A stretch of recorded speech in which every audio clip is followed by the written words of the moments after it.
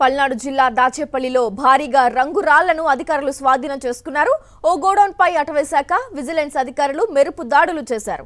పక్కా సమాచారంతో తనిఖీలు చేయగా గోడౌన్లో భారీ రంగురాళ్ల స్టాక్ ను గుర్తించారు. ఇక వీటి విలువ ₹1,00,00,000పైనే ఉంటుందని అంచనా.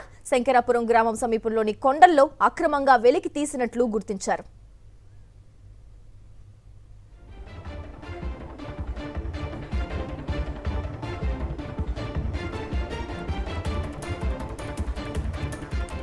పల్నాడు జిల్లా దాచేపల్లిలో భారీగా రంగురాళ్లను అధికారులు స్వాధీనం చేసుకున్నారు. ఓ గోడౌన్ పై అటవీశాఖ విజిలెన్స్ అధికారులు మెరుపు దాడులు చేశారు. పక్కా సమాచారంతో తనిఖీలు చేయగా గోడౌన్లో భారీ రంగురాళ్ల స్టాక్ ను గుర్తించారు.